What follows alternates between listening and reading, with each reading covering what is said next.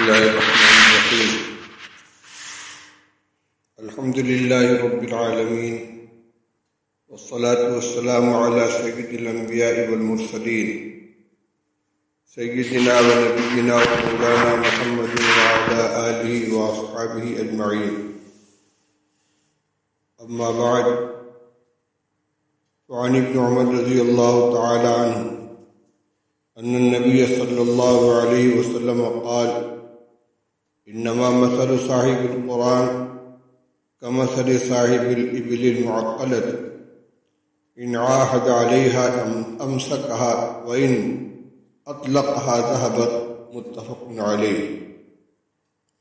وعن جندب بن عبد الله رضي الله تعالى عنه قال: قال رسول الله صلى الله عليه وسلم: اقرأوا القرآن ما اختلفت عليه قلوبكم، فإذا اختلفتم فقوموا عنه. وعن أبي هريرة رضي الله تعالى عنه قال: قال رسول الله صلى الله عليه وسلم: ما أذن الله بشيء ما أذن لنبي يتغنى بالقرآن. متفق عليه. وعنه قال: قال رسول الله صلى الله عليه وسلم: ما أذن الله لشيء ما أذن لنبي حسن الصوت بالقرآن يجهر به. متفق عليه. بزرگان محترم، عزیزوں اور بھائیوں، آج کی مجلس میں قرآن عظیم کی تلاوت، اس کے آداب اور اس کے تقاضوں سے متعلق کچھ عرض کرنا چاہتا ہوں۔ قرآن پاک اللہ کی آخری کتاب ہے، کتاب ہدایت ہے۔ اس کتاب کے ذریعے اللہ جل شانہ اپنے بندوں سے مخاطب ہوتے ہیں، اپنی خوشنودی اپنی ناراضگی کا معیار متعین فرماتے ہیں، حلال اور حرام کی تعلیم فرماتے ہیں۔ اس کی تلاوت اللہ کو راضی کرنے والا عمل اور اس سے غفلت اللہ جل شانہ کو ناراض کرنے والی چیز ہے۔ قرآن پاک کے ساتھ جو معاملہ مسلمانوں کا ہونا چاہیے، اس میں بڑی غفلت پائی جاتی ہے۔ یہی چیز محرک بنی ہے آج اس موضوع کو اختیار کرنے کی۔ قرآن پاک کے کچھ حقوق ہیں جو ہمارے فرائض میں شامل ہیں۔ ایک مومن کے لیے قرآن پاک کے سلسلے میں سب سے پہلی ذمہ داری یہ ہے کہ کوئی مسلمان مرد، عورت، جوان، بوڑھا، بچہ ایسا نہیں ہونا چاہیے جو قرآن پاک کی تلاوت نہ کر سکتا ہو۔ ابتدائی طور پر یہ ذمہ داری والدین کی اور خاص طور سے والد کی بنتی ہے کہ ہر بچے کو قرآن پاک کی تعلیم دے، کم از کم صحت کے ساتھ قرآن پاک کو دیکھ کر ناظرہ پڑھنے کی صلاحیت پیدا ہو جائے، ایسی تعلیم دلانا والد کی ذمہ داری ہے اپنی اولاد کے سلسلے میں۔ آج کا جو تعلیمی نظام عام طور پر رائج ہے، خاص طور سے متوسط اور خوشحال طبقے میں، کہ بچہ جب 4 سال کا ہو جاتا ہے تو اسے کسی کانوینٹ میں، کنڈر گارڈن میں، چلڈرن ولیج میں، نرسری اسکول میں داخل کر دیتے ہیں، چلڈرن اکیڈمی میں داخل کر دیتے ہیں، اور وہاں کے نصاب اور نظام کے مطابق اس کی تعلیم کا سلسلہ جاری ہو جاتا ہے۔ معدود چند اس طرح کے اسکولوں کو چھوڑ کر جن کا نظام بیدار مغز اور ذمہ داری کا احساس رکھنے والے مسلمانوں کے ہاتھ میں ہے، باقی عام طور پر اس انداز کے جو اسکول ہیں ان کے نصاب تعلیم میں قرآن کریم کی تعلیم کا کوئی حصہ نہیں ہوتا۔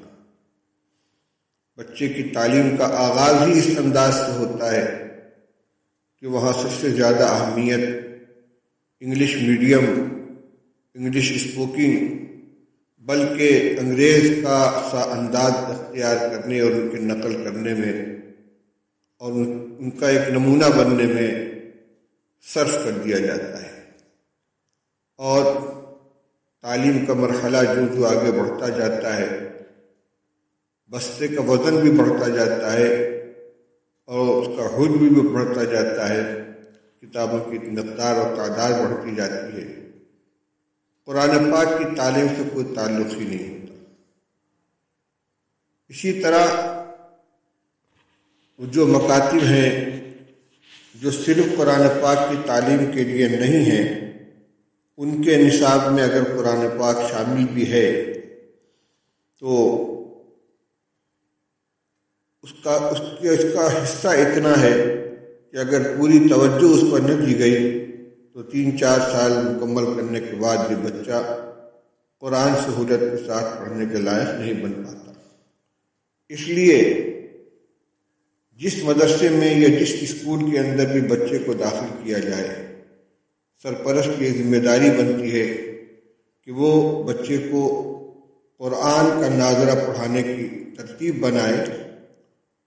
علماء انگلش میڈیم اسکول میں پڑھانے کے مخالف نہیں ہیں، کسی زبان کے مخالف نہیں ہیں، لیکن علماء کا یہی کہنا ہوتا ہے کہ بچوں کو قرآن پاک اور بنیادی دینی تعلیم سے آراستہ کرائیں، ان کا عقیدہ درست ہو، اپنے دین کے سلسلے کی بنیادی معلومات ان کو معلوم ہو، مسلمان ہونے کی حیثیت سے ان کا کیا عقیدہ ہونا چاہیے، اس کو وہ جانیں۔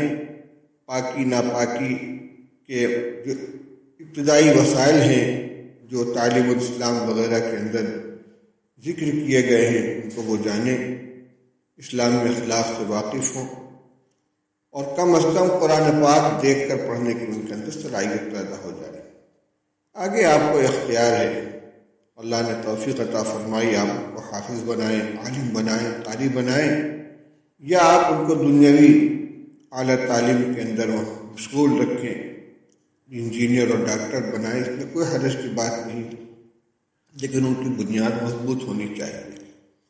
تو پہلا حق تو قرآن پاک کا یہ ہے کہ ہر آدمی قرآن پڑھنے والا ہو، قرآن پڑھنا جانتا ہو۔ اگر بچپن میں والدین نے اس طرف توجہ نہیں کی تو بالغ ہو جانے کے بعد یا اور زیادہ عمر گزر جانے کے بعد آدمی خود ذمہ دار ہوگا کہ اگر اس نے بچپن میں قرآن نہیں پڑھا ہے تو کسی حافظ صاحب کے ذریعے یا اپنے گھر کے اندر اگر کوئی فرد قرآن پڑھنے والا ہے اس کے سامنے بیٹھ کر قرآن پاک پڑھنا سیکھے۔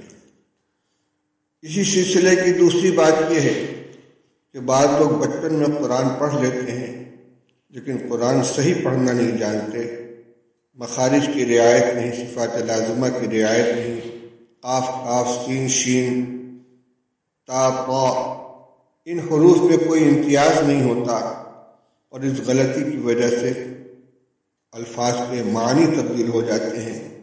اس لیے تصحیح قرآن کا بھی اہتمام ہونا چاہیے۔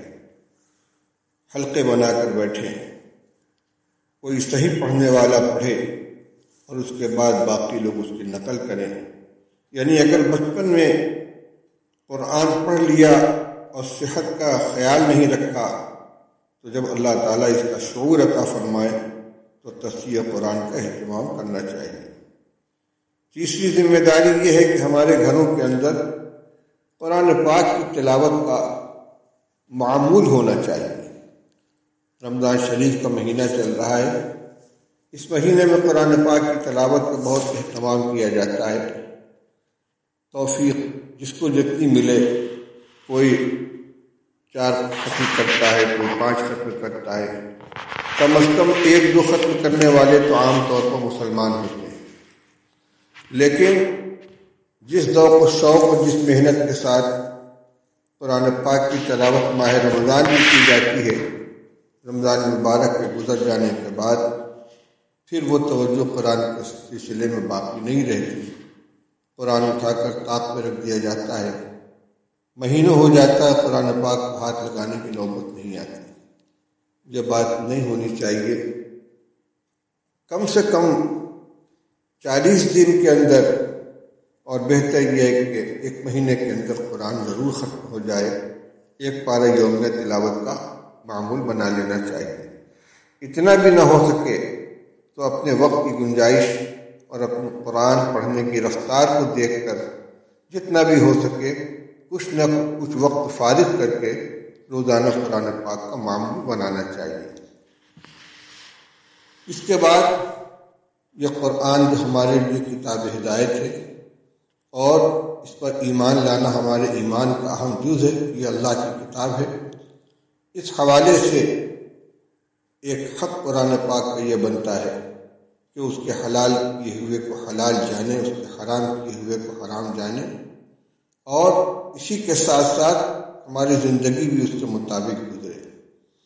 قرآن نے جن چیزوں کو حلال قرار دیا ہے ان کے ساتھ ہمارا معاملہ حلال جیسا ہونا چاہیے، جن چیزوں کو حرام قرار دیا ہے ان کے ساتھ حرام جیسا معاملہ ہونا چاہیے۔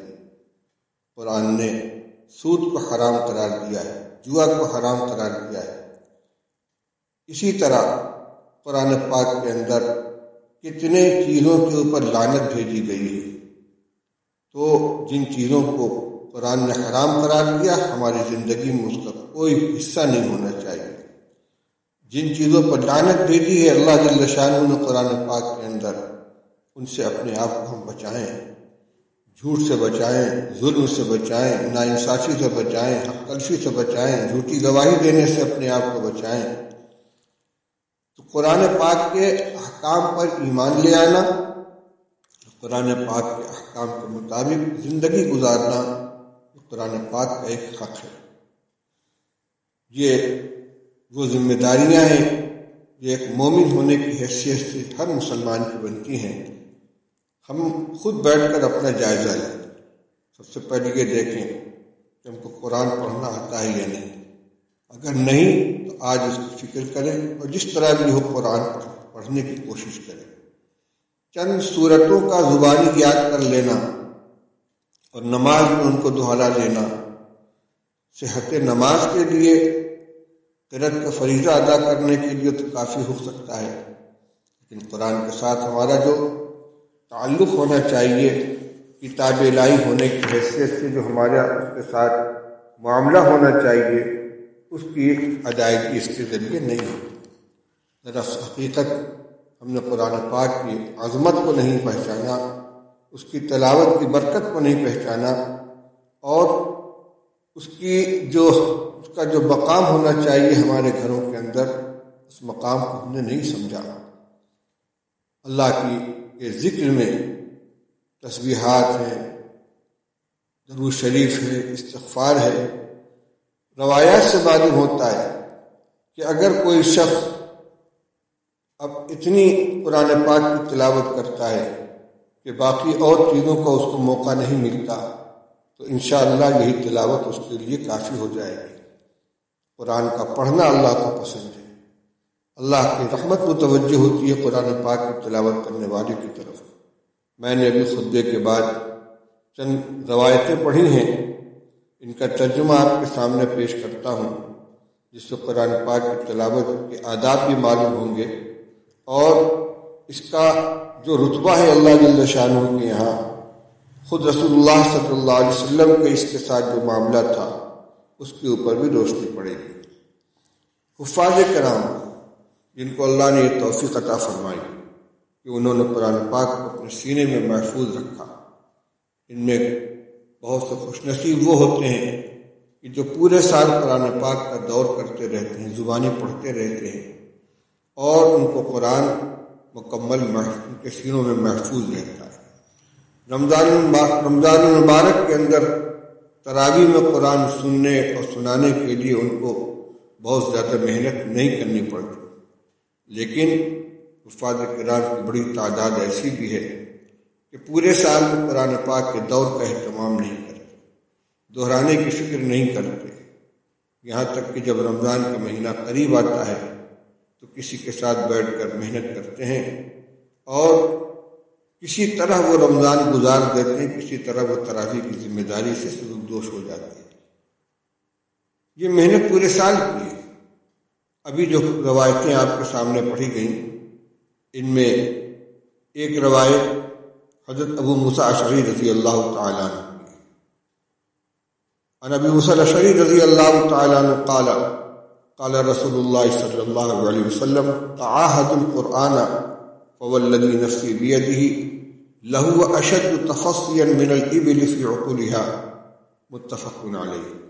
ابو موسیٰ اشعری رضی اللہ تعالیٰ عنہ فرماتے ہیں کہ رسول اللہ صلی اللہ علیہ وسلم نے ارشاد فرمایا کہ قرآن پاک کی نگرانی کرتے رہو، دیکھ ریکھ کرتے رہو، اس لیے کہ اس ذات کی قسم جس کے قبضے میں میری جان ہے، قرآن لوگوں کے سینوں سے اس سے زیادہ تیزی کے ساتھ نکل جانے والا ہے جتنی تیزی سے اونٹ اپنی رسیوں کے اندر نکلنے والا ہوتا ہے۔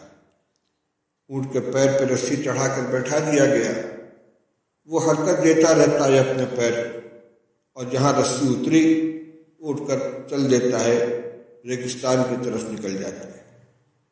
رسی باندھ کر اونٹ والا مطمئن نہیں رہتا بلکہ نگرانی کرتا رہتا ہے۔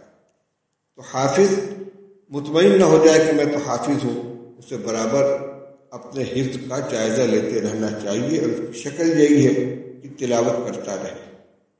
وعن ابن عمر رضی اللہ تعالی عنہ ان النبی صلی اللہ علیہ وسلم قال انما مثل صاحب القرآن كمثل صاحب الابل المعقلة ان عاہد علیہا امسکها وان اطلقها ذهبت۔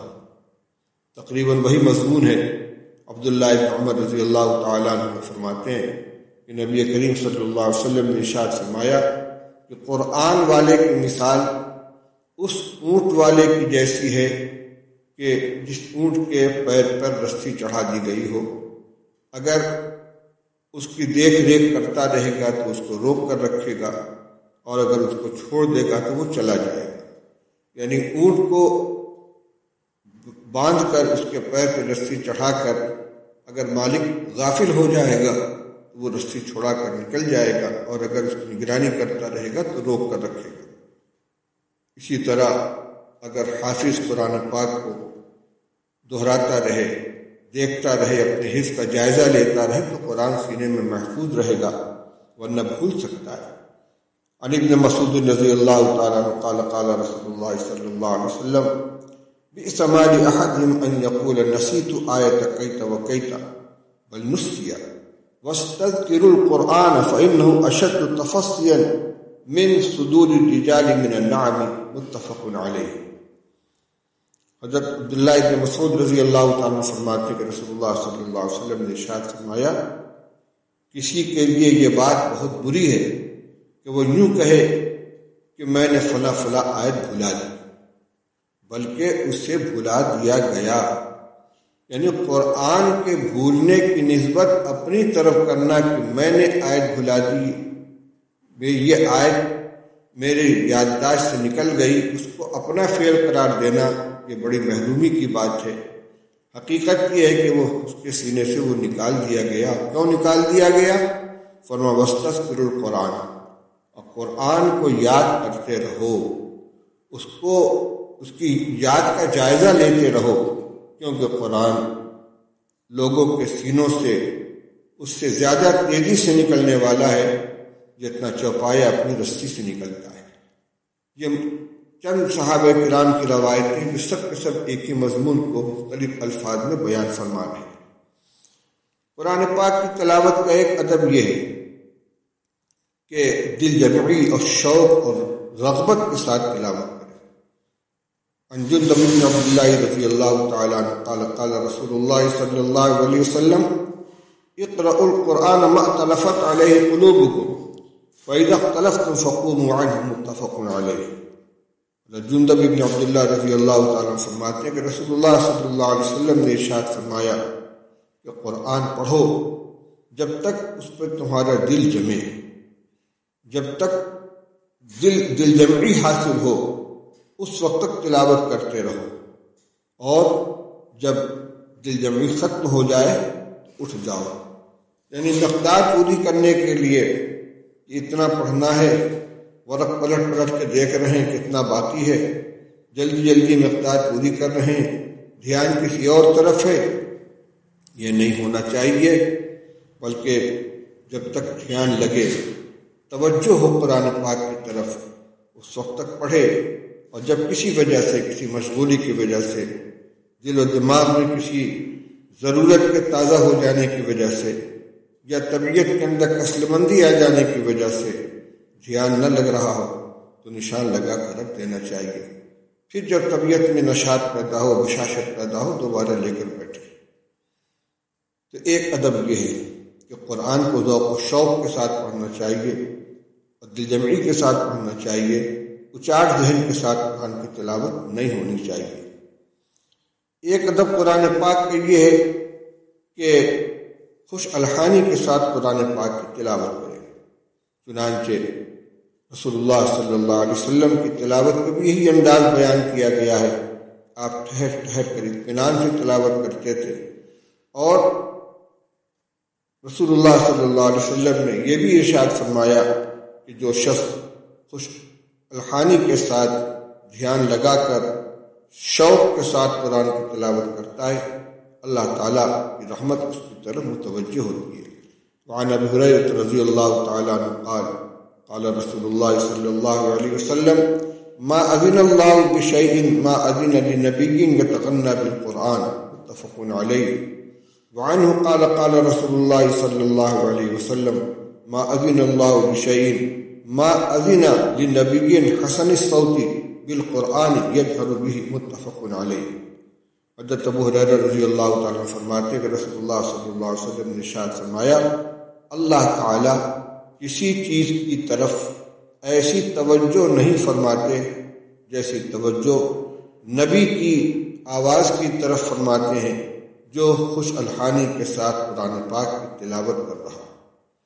انہی ابو ہریرہ رضی اللہ تعالیٰ عنہ سے تھوڑے الفاظ کے اختلاف کے ساتھ دوسری روایت میں رسول اللہ صلی اللہ علیہ وسلم کے یہ ارشاد نقل کیا گیا ہے، ما اذن اللہ لشیء ما اذن لنبی حسن الصوت بالقرآن یجہر به۔ اللہ تعالیٰ کسی چیز کی طرف اتنی توجہ نہیں فرماتے جتنی توجہ اس نبی کی طرف فرماتے ہیں کہ جو قرآن پاک کو اچھی آواز کے ساتھ بلند آواز سے تلاوت کر رہا۔ ایک روایت انہی ابو ہریرہ رضی اللہ تعالیٰ عنہ کے فرمایا قال قال رسول اللہ صلی اللہ علیہ وسلم لیس منا من لم یتغن بالقرآن۔ رسول اللہ صلی اللہ علیہ وسلم ارشاد فرماتے ہیں کہ وہ شخص ہم میں سے نہیں ہے کہ جو قرآن کو خوش الحانی کے ساتھ تلاوت نہ کرے، جو قرآن پاک کی تلاوت خوش الحانی کے ساتھ نہ کرے۔ یاد رہے یہاں خوش الحانی سے مراد گانے کی طرح آواز میں لوز پیدا کرنا نہیں ہے، بلکہ خشوع و خضوع اور شوق اور رغبت اور کلام الہی کی تلاوت کا جو طریقہ ہونا چاہیے اس طرح کی خوش الحانی مراد ہے، کیونکہ خود رسول اللہ صلی اللہ علیہ وسلم نے ایک روایت میں ارشاد فرمایا ہے کہ قرآن کی تلاوت لحون عرب میں، یعنی عرب کے لوگوں کے پڑھنے کی طرح کرو۔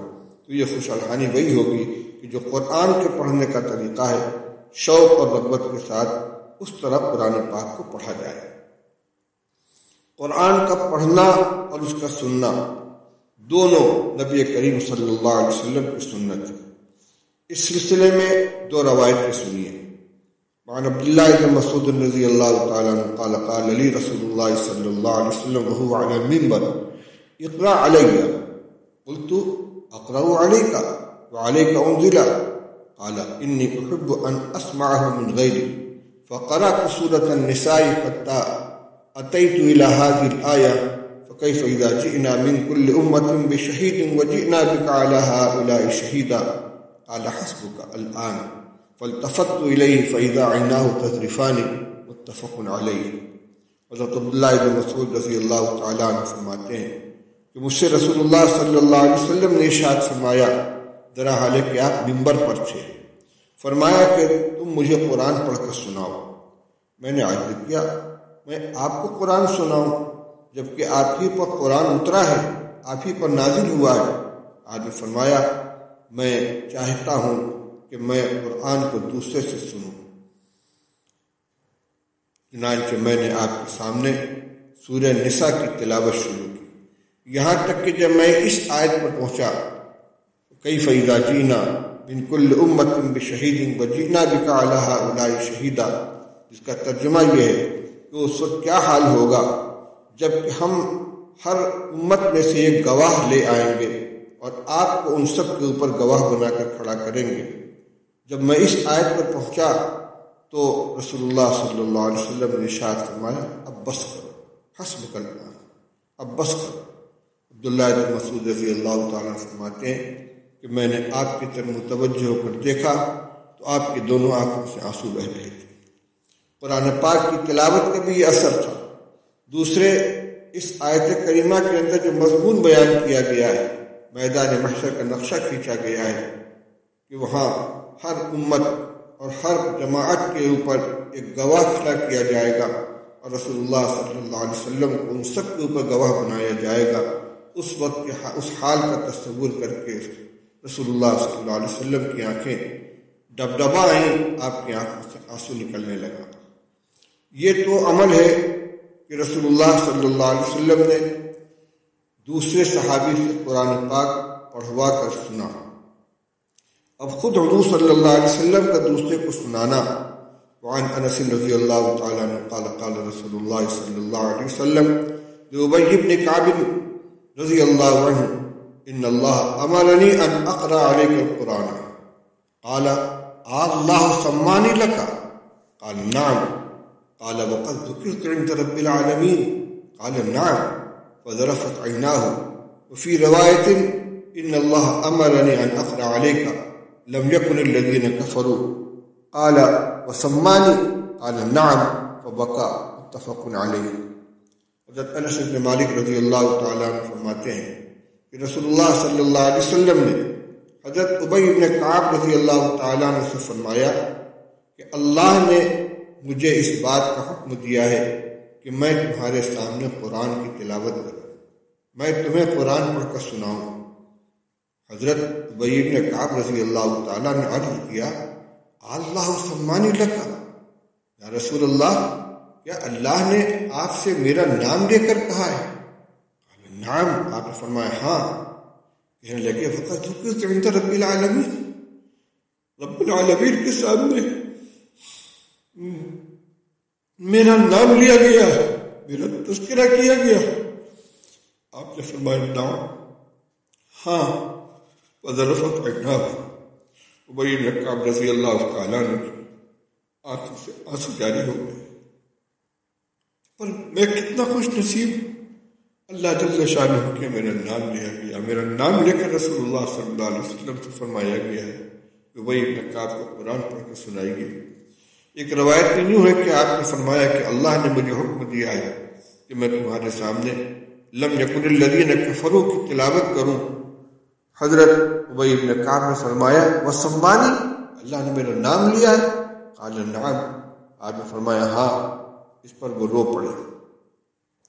اس جگہ ایک بات خاص طور سے توجہ کی ہے، رسول اللہ صلی اللہ علیہ وسلم نے خود قرآن پڑھ کر لوگوں کو سنایا ہے عام طور پر، چنانچہ آپ کا جو فرض منصبی بیان کیا گیا ہے قرآن پاک کے اندر، یتلو علیہم آیاتہ ویزکیہم ویعلمہم الکتاب والحکمہ، کہ آپ کو اللہ نے مبعوث فرمایا، آپ کا کام یہ ہے کہ لوگوں کو آپ قرآن پڑھ کر سناتے ہیں، ان کے سامنے تلاوت کرتے ہیں، ان کو کتاب کی تعلیم دیتے ہیں، حکمت کی تعلیم دیتے ہیں، یعنی قرآن میں کیا بیان کیا گیا ہے، کیا احکام ہیں، ان کو بیان فرماتے ہیں، اس کی شرح فرماتے ہیں، حکمت کی دانائی کی باتیں بتاتے ہیں جن کو احادیث کہا جاتا ہے، اور لوگوں کا تزکیہ کرتے ہیں۔ ان میں سب سے پہلا فریضہ یتلو علیہم آیاتہ، جو قرآن آپ پر اللہ کی طرف سے نازل ہوتا ہے آپ اس کو لوگوں کے سامنے پڑھ کر سناتے ہیں، لوگوں تک اس کو پہنچاتے ہیں۔ یہ تو آپ کا عمل تھا عام صحابہ رضی اللہ تعالیٰ عنہ کے ساتھ۔ خاص طور پر یہاں آپ نے ابی بن کعب رضی اللہ تعالیٰ عنہ کے سامنے اللہ کے حکم سے تلاوت فرمائی ہے، اور حضرت عبداللہ بن مسعود رضی اللہ تعالیٰ عنہ سے پڑھوا کر سنا ہے۔ اس میں نقطہ یہ ہے کہ رسول اللہ صلی اللہ علیہ وسلم نے فرمایا استقرئوا القرآن من اربع، 4 صحابہ کو نامزد فرمایا کہ ان سے قرآن پڑھا کرو، جن میں حضرت ابی بن کعب رضی اللہ تعالیٰ عنہ، حضرت عبداللہ بن مسعود رضی اللہ عنہ، حضرت معاذ بن جبل رضی اللہ عنہ، حضرت زید بن ثابت، حضرت سالم مولا حذیفہ۔ ویسے یہ نام 5 ہو جاتا ہے روایتوں میں، بعض روایتوں میں حضرت عبداللہ بن مسعود کا نام ہے، بعض میں ان کی جگہ پر دوسرے صحابی کا نام ہے۔ اگر دونوں روایتوں کو ملا دیا جائے تو یہ 5 صحابہ ہوتے ہیں جن کو معلم قرآن کہا جاتا ہے۔ ان میں بھی حضرت ابی بن کعب رضی اللہ تعالیٰ عنہ کو قاری قرآن ہونے کی حیثیت سے سب سے زیادہ نمایاں مقام حاصل ہے۔ چنانچہ رسول اللہ صلی اللہ علیہ وسلم نے مختلف صحابہ کرام رضی اللہ عنہ کی جو خصوصیات بیان فرمائی ہیں، ان میں ابی بن کعب رضی اللہ تعالیٰ عنہ کے بارے میں فرمایا اقرأہم ابی بن کعب، کہ صحابہ میں سب سے بڑے قاری ابی بن کعب ہیں۔ تو رسول اللہ صلی اللہ علیہ وسلم نے خود قرآن پاک پڑھ کر تلاوت کا انداز سکھایا ہے۔ ابی بن کعب رضی اللہ تعالیٰ عنہ کو اقرا، سب سے عمدہ، سب سے بہتر قرآن پڑھنے والا اور قرآن پاک کا معلم ہونے کی جو سند رسول اللہ صلی اللہ علیہ وسلم نے عطا فرمائی ہے، اسی سلسلے میں آپ نے ان کو قرآن خاص طور پر پڑھ کر سنایا ہے اللہ کے حکم سے، تاکہ ان کو معلوم ہو کہ قرآن پاک کی تلاوت کا کیا طریقہ ہے، اس کی ادائیگی کیا طریقہ ہے۔ اسی طرح استاد شاگرد سے پڑھوا کر سنتا ہے، اس کے بعد اس سند دیتا ہے۔ تو رسول اللہ صلی اللہ علیہ وسلم نے عبداللہ بن مسعود رضی اللہ تعالیٰ عنہ سے قرآن پاک پڑھوا کر سنا ہے اور اس کی تصریف فرمائی ہے، اور ان کو بھی معلم قرآن ہونے کا شرف ملا ہے۔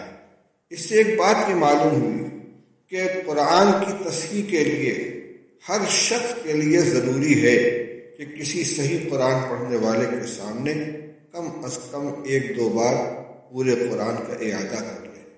بچپن میں پڑھا ہوا ہو سکتا ہے اس میں کچھ غلطیاں رہ گئی ہوں، ادائیگی کے اندر غلطیاں رہ گئی ہوں۔ قرآن پاک میں بعض مقامات ایسے آتے ہیں کہ لکھا ہوا بظاہر کچھ ہے، پڑھنے کا انداز کچھ ہے، کہیں الف نہیں پڑھا جاتا، کہیں لام نہیں پڑھا، حمزہ نہیں پڑھا جاتا، جیسے بئس الاسم الفسوق، بظاہر لکھا ہوا بئس الاسم الفسوق، لیکن اگر معلم کے سامنے اس کو دہرائے گا جو صحیح قرآن پڑھنے والا ہے، اس کی تلاوت صحیح ہو جائے گی۔ اسی طرح حروف کی ادائیگی، جیم ہے، زا ہے، زال ہے، وا ہے، ان کی ادائیگی کا طریقہ کیا ہے، ان میں آپس میں فرق کیا ہے؟ سب کو جیم کی طرح یا سب کو زا کی طرح پڑھنا یہ غلط ہے۔ سین اور صاد کی ادائیگی میں کیا فرق ہے؟ ضاد کیسے ادا کی جاتی ہے؟ تا قا کے اندر کیا فرق ہے؟ سین اور شین میں کیا فرق ہے؟ قاف اور کاف میں کیا فرق ہے؟ یہ استاد کے سامنے، کسی صحیح قرآن پڑھنے والے کے سامنے جب اس کی مشق کی جائے گی تو صحت ہوگی۔ تو یہ بھی ایک ذمہ داری ہے کہ بچپن میں اگر نورانی قاعدہ کے ذریعے یا صحیح استاد کے سامنے قرآن پڑھنے کا موقع نہیں ملا، گھر کی خواتین سے پڑھ لیا، بڑی بوڑھیوں سے پڑھ لیا، کسی مکتب کے میاں جی سے پڑھ لیا جن کو قرآن صحیح پڑھنا نہیں آتا تھا، تو بعد میں اس کی تصحیح ہونی چاہیے۔ یہ رسول اللہ صلی اللہ علیہ وسلم کے عمل سے یہ چیز ملی۔ اسی طرح حفاظ کو بھی اس حدیث پاک سے یہ رہنمائی ملتی ہے کہ قرآن پاک کے دور کرتے رہیں۔ صحیح فرمایا گیا کہ دور کرنا رسول اللہ صلی اللہ علیہ وسلم کی سنت ہے۔ ہر سال رسول اللہ صلی اللہ علیہ وسلم جبریل امین علیہ السلام کے ساتھ قرآن پاک کا دور فرمایا کرتے تھے 1 مرتبہ، اور جس سال رسول اللہ صلی اللہ علیہ وسلم کی وفات ہوئی ہے اس سال آپ نے 2 دور فرمایا ہے۔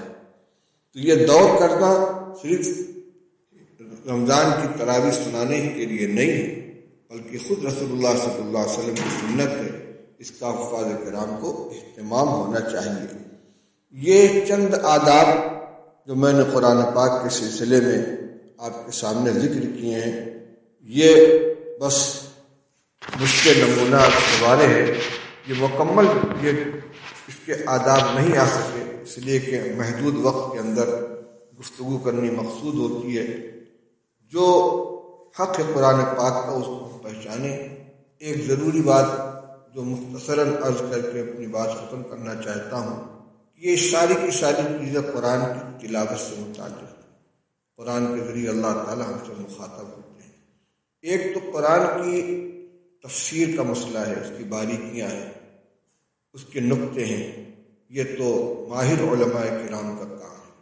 لیکن قرآن پاک کو عبرت پذیری کے لیے اور اس سے نصیحت حاصل کرنے کے لیے آسان کیا گیا۔ وَلَقَدْ يَسَّرْنَا الْقُرْآنَ لِلذِّكْرِ فَهَلْ مِن مُدَّكِرٍ۔ اللہ تعالیٰ فرماتے ہیں کہ ہم نے قرآن پاک کو نصیحت حاصل کرنے کے لیے آسان کر دیا۔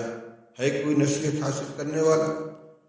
اس کا تقاضا یہ ہے کہ ہم ایک تو قرآن پاک کی تلاوت کرتے رہیں، اس کی مقدار کو آگے بڑھائیں، مہینے میں ختم کریں، 40 دن میں ختم کریں، اللہ توفیق عطا فرمائے تو اس سے کم مدت میں ختم کریں۔ دوسری چیز یہ ہے کہ کسی مستند مفسر کا اردو قرآن پاک کا ترجمہ ہمارے گھر میں ہونا چاہیے۔ اکابر میں حضرت مولانا شاہ عبد القادر صاحب محدث دہلوی رحمۃ اللہ علیہ، شاہ ولی اللہ صاحب رحمۃ اللہ علیہ کے صاحبزادے، حضرت مولانا اشرف علی صاحب تھانوی رحمۃ اللہ علیہ کے بیان القرآن، شیخ الہند حضرت مولانا محمود حسن صاحب دیوبندی نقل اللہ مرقدہ کا ترجمہ قرآن پاک، جس کے اوپر حاشیہ ہے حضرت مولانا شبیر احمد صاحب عثمانی رحمۃ اللہ علیہ، یا بعد کے لوگوں نے جو اور تفصیل کی کوشش کی ہے، جو مستند و معتبر علماء کرام ہیں اہل حق میں سے، ان میں سے کسی کا ترجمہ گھر کے اندر رکھے، اور اگر ہو سکے تو کچھ وقت اس طرح گھر کے لوگوں کو جمع کر کے چند آیتوں کا ترجمہ سنا دیا جائے۔ اس سلسلے میں حضرت مولانا مفتی محمد شفیع صاحب رحمۃ اللہ علیہ کی تفسیر معارف القرآن اور حضرت مولانا عاشق الہی صاحب بلند شہر رحمۃ اللہ علیہ کی تفسیر انوار القرآن بہت مفید ہے، اور جو ضروری تشریحات ہیں اس کے اندر موجود ہیں۔ اس بات کا خیال رہے کہ اس ترجمے کے ذریعے ہم مسائل نہ بیان کریں، احکام کے اوپر تبصرہ نہ کریں، طلاق ہے، نکاح ہے، عدت ہے، وغیرہ وغیرہ، یہ تو بس ترجمہ دیکھ لیں اور اس کی جتنی مختصر تشریح ہے اس کو دیکھ لیں، لیکن احکام و مسائل کو جاننے کے لیے مفتیان کرام کی طرف رجوع کریں۔ ہاں، جو انبیاء علیہ السلام کے واقعات بیان کیے گئے ہیں، یا اللہ تعالیٰ نے براہ راست ایمان والوں کو مخاطب کر کے جو احکام دیے ہیں، جن اخلاق اور اعمال کی تلقین فرمائی ہے، جن چیزوں سے منع کیا ہے، ان کو دل لگا کر سنیں۔ قرآن پاک کی تلاوت کے اندر ایک ادب یہ بھی بیان کیا گیا، حضرت مولانا ابرار الحق صاحب حقی نور اللہ مرقدہ فرمایا کرتے تھے کہ قرآن کی تلاوت کرنے والا جب بیٹھے تو یہ تصور کرے کہ اللہ جل شانہ مجھ سے یہ فرما رہے ہیں کہ مجھے قرآن پڑھ کر سناؤ۔ ہم قرآن پڑھ رہے ہیں، اللہ تعالیٰ ہمارے پڑھنے کو سن رہے ہیں۔ اس تصور کے ساتھ جو قرآن کی تلاوت کرے گا تو کتنا شوق پیدا ہوگا، کتنی رغبت ہوگی، اسی کے ساتھ ساتھ قرآن پاک کی جو عظمت وہ دل کے اندر ہوگی، جب تصور ہوگا کہ ہم پڑھ رہے ہیں اور اللہ تعالیٰ سن رہے ہیں۔ اور ابھی روایت آپ کے سامنے آ چکی ہے کہ جتنی توجہ اللہ تعالیٰ قرآن پاک کی تلاوت کی طرف فرماتے ہیں، اتنی توجہ کسی کلام کی طرف نہیں ہوتی۔ دنیا میں بھی ہم دیکھتے ہیں کہ اگر کسی مصنف کی کتاب اس کے سامنے پڑھی جا رہی ہے، بلکہ کسی شاعر کا کلام اس کے سامنے پڑھا جا رہا ہو، تو اس کی ساری توجہ اس کی طرف ہوتی کہ میری کتاب پڑھی جا رہی ہے، میرا بیان سنا جا رہا ہے، پڑھا جا رہا ہے، میرے اشعار پڑھے جا رہے ہیں۔ یہ تو فانی مخلوق کا کلام ہے جو غلطیوں سے بھی پر ہو سکتا ہے، تخیلات کا مجموعہ ہو سکتا ہے۔ اللہ جل شانہ کا کلام مقدس جب اس کا کوئی بندہ دل جمعی کے ساتھ پڑھے گا تو اللہ تعالیٰ کی کتنی توجہ ہوگی۔ تلاوت کے اندر ہلکی سی، کم سے کم اتنی آواز ہونی چاہیے کہ اپنے کان میں اس کی آواز پہنچ رہی ہے۔ بالکل بغیر آواز کی تلاوت کرنا صرف من کے اندر، یہ بہت ادنا درجہ ہے، اس سے اپنے آپ کو بچانا چاہیے۔ اور ایک غلطی بعض لوگ کرتے ہیں کہ قرآن پاک سامنے رکھ کر نہ زبان میں حرکت نہ ہونٹوں کو حرکت، صرف انگلیاں چلتی رہتی ہیں آیت کے اوپر اور نگاہ گزرتی رہتی ہے۔ یاد رکھیے کہ یہ تلاوت نہیں، یہ قرآن پاک کا صرف دیکھنا ہوا۔ جس طرح کتاب کا مطالعہ کیا جاتا ہے، اخبار کا مطالعہ کیا جاتا ہے، اس کو دیکھ رہے ہیں، سمجھ گئے کہ اس میں کیا لکھا ہے، لیکن اس کو تلاوت نہیں کہیں گے۔ تلاوت کی زبان کا عمل ہے، اس لیے زبان کو اور ہونٹ کو حرکت ہونی چاہیے، اور ادنا درجہ یہ ہے کہ اتنی آواز کم از کم پیدا ہو کہ سناٹا ہو تو وہ آواز اپنے کان کے اندر پہنچتی ہو، بالکل بغیر آواز کے، اور صرف دیکھ کر بغیر یعنی زبان کو حرکت دیے ہوئے اگر کوئی پڑھ رہا ہے تو وہ تلاوت کے اندر شامل ہی نہیں ہوگا۔ یہ چند متفرق باتیں تھیں جو میں نے آپ کے سامنے عرض کی ہیں۔ اللہ تعالیٰ ہمیں اس کی توفیق عطا فرمائے۔ اور بھی چند روایتوں کا انتخاب کیا تھا، لیکن وقت ہمارا تقریباً پورا ہو گیا، اس لیے اب اس گفتگو کو یہیں ختم کرتے ہیں۔ کوئی کسی اور صحبت میں کچھ روایتوں کا ترجمہ انشاءاللہ پھر پیش کیا جائے گا۔ اللہ تعالیٰ ہم سب کو عمل کرنے کی توفیق عطا فرمائے۔ وآخر دعوانا الحمدللہ رب العالمین۔ اللہم صلی علی سیدنا و نبینا و مولانا محمد وآلہ وصحبہ اجمعین۔ ربنا آتنا فی الدنیا حسنۃ وفی الآخرۃ حسنۃ وقنا عذاب النار۔ اللهم آنس وحشتنا في قبورنا، اللهم ارحمنا بالقرآن العظيم واجعله لنا إماما ونورا وهدى ورحمة، اللهم ذكرنا منه ما نسينا وعلمنا منه ما جهلنا، وارزقنا تلاوته آناء الليل وآناء النهار، واجعله لنا حجة يا رب العالمين۔ لا إله إلا أنت سبحانك إني كنت من الظالمين۔ رب اغفر وارحم وأنت خير الراحمين، رب اغفر وارحم واعف وتكرم وتجاوز وما تعلم إنك أنت العزيز الأكرم، رب اغفر وارحم وأنت خير الراحمين۔